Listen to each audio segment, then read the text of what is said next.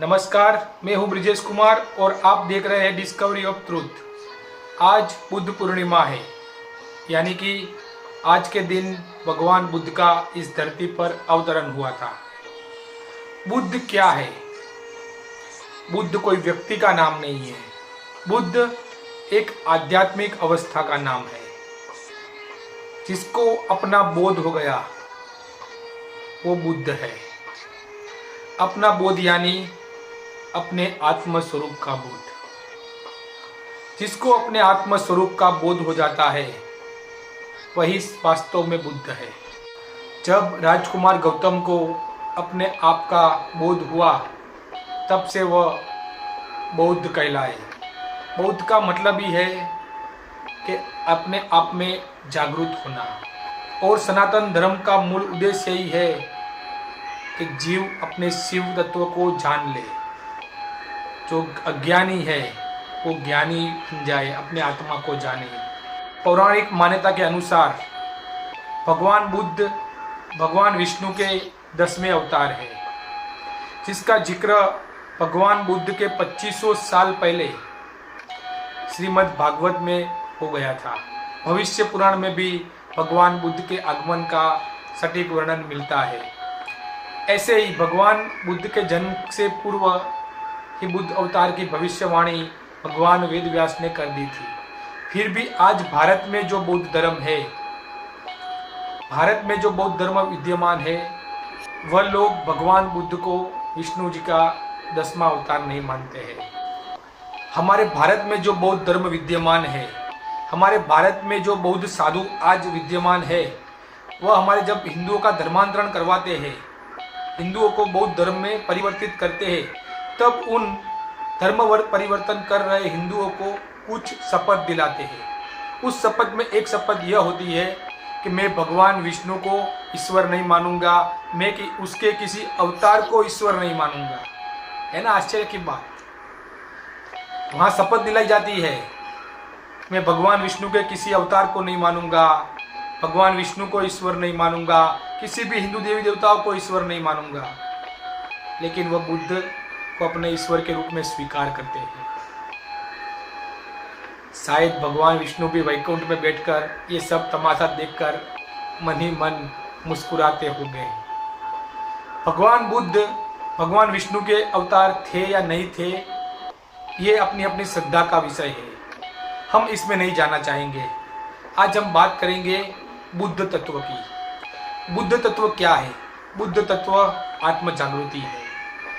ये जो नात जात के सारे भेदभाव से ऊपर उठकर अपने आत्मा को जानना, अपने शुद्ध स्वरूप को जानना, अपने स्वरूप को ईश्वर के साथ एक रूप में उनका अनुभव करना, यही बुद्ध तत्व है।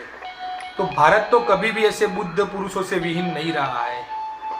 जब से ये सृष्टि चली है तब वेद की उत्पत्ति हुई है, और जब से वेद की उत्पत्ति हुई है तब से ऐसे बुद्ध पुरुष, जिसे सनातन धर्म में आत्मज्ञानी, ब्रह्मज्ञानी, भगवत प्राप्त या महापुरुष ऐसा कहा जाता है, ऐसे महापुरुष होते ही रहते हैं।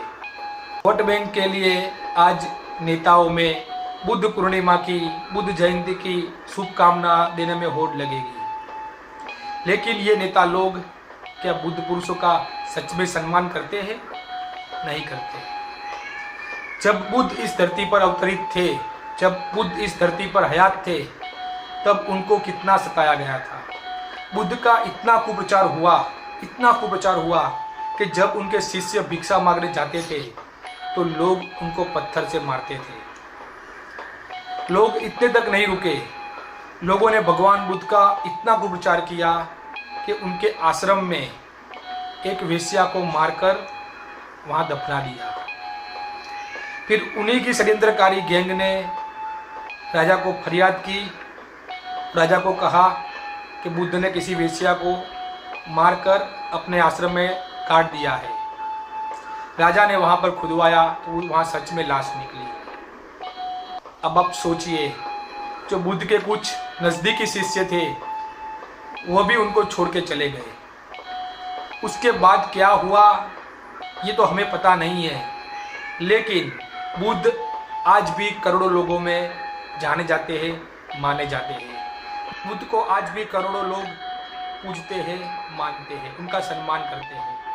वह निंदक तो संत को सताने वाले थे, वो फिलहाल किस नरकों में सड़ रहे होंगे ये किसी को नहीं पता। लेकिन भगवान बुद्ध आज भी अरबों दिलों में राज कर रहे हैं, ये सच्चाई है। ऐसे ही वर्तमान समय में भी हम देखें तो ये जो नेता लोग हैं वो बुद्ध की बातें करेंगे, शांति की बातें करेंगे, बुद्ध के संदेश की बात करेंगे, लेकिन जब हयात बुद्ध पुरुषों की बात आएगी तो वह भी वो षड्यंत्रकारी गैंग में शामिल दिखेंगे। जी हाँ, बुद्ध को वही लोग समझ पाते हैं, वही लोग उस बुद्ध पुरुष का फायदा उठा पाते हैं जिस पर ईश्वर की भारी कृपा होती है। जिसके पास सत्कर्मों की पुण्याई होती है वही ऐसे वास्तविक बुद्ध पुरुषों का पूर्ण लाभ उठा पाते हैं, उनकी सेवा कर पाते हैं, उनमें अपनी श्रद्धा कर पाते हैं। हम इतिहास में देखते हैं जब जब भी ऐसे दिव्य बुद्ध पुरुष इस धरती पर आए हैं, बुद्ध पुरुष यानी ब्रह्मज्ञानी महापुरुष जिसने जीते जी अपने स्वरूप को पहचान लिया है, अपने ब्रह्म स्वरूप को पा लिया है, जैसे बुद्ध पुरुष की मैं बात कर रहा हूँ। जब जब भी ऐसे बुद्ध पुरुष इस धरती पर आए हैं तब तब उनका व्यापक कुप्रचार हुआ है। जगत गुरु शंकराचार्य हो, स्वामी विवेकानंद हो, रामकृष्ण परमहंस हो, नामदेव हो, तुकाराम जी हो, नरसिंह मेहता हो, मीराबाई हो, अनगिनत ऐसे महापुरुष हैं जो जिसने समाज को जगाने की कोशिश की, जिसने समाज को एक नई राह दिखाने की कोशिश की, उन सब का भारी कुप्रचार हुआ है। वर्तमान समय में भी हम देखते हैं कि जिसने भी इस समाज को जगाने की कोशिश की है, लोगों को अशुभ से बचने के लिए प्रेरित किया है, उनको सही सही मार्गदर्शन दिया है, ऐसे बुद्ध पुरुषों को इस समय में जेल में डाला जा रहा है। आप समझ रहे होंगे मैं किसकी बात कर रहा हूँ। जब बुद्ध पुरुष हयात होते हैं तब सब लोग उसको नहीं पहचान पाते, उनके भक्त भी होते हैं और निंदकों के कारण उसके विरोधी भी बहुत हो जाते हैं। ऐसे बुद्ध पुरुषों की निंदा करना महापाप का भागीदार बनना है।